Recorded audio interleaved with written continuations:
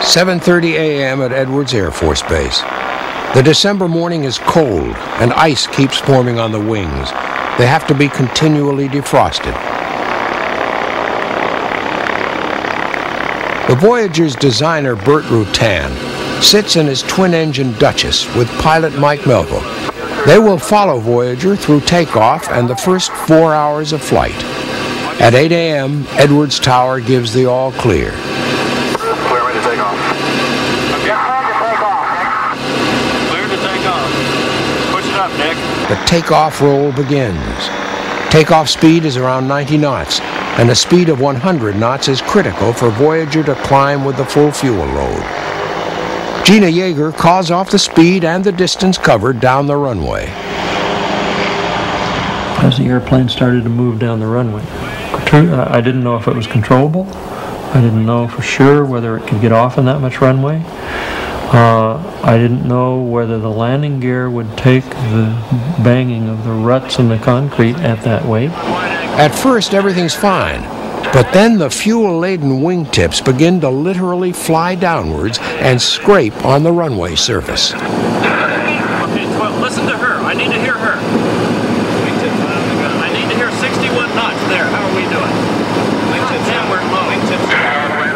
There is confusion.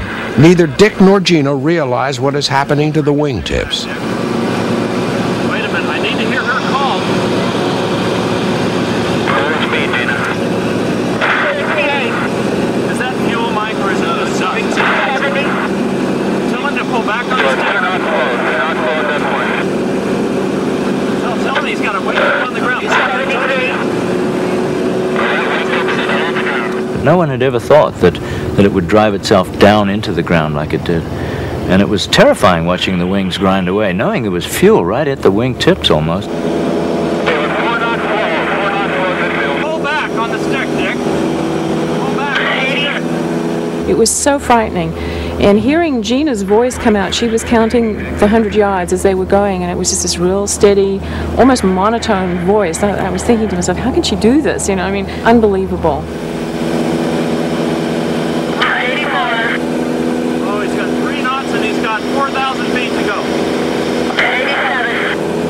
Still taking. And the wings come. He's going to go. 90. Holy cow. Come on, God, I thought it was The thrill of seeing the wings finally lift and then finally bend and then lift off. Wow.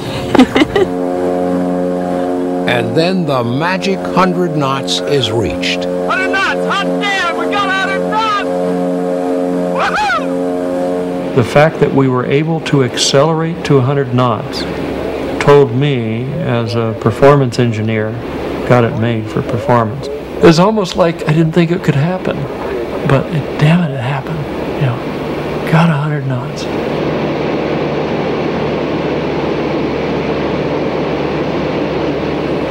Voyager is off the ground and climbing. Now it's time to assess the damage to the wingtips.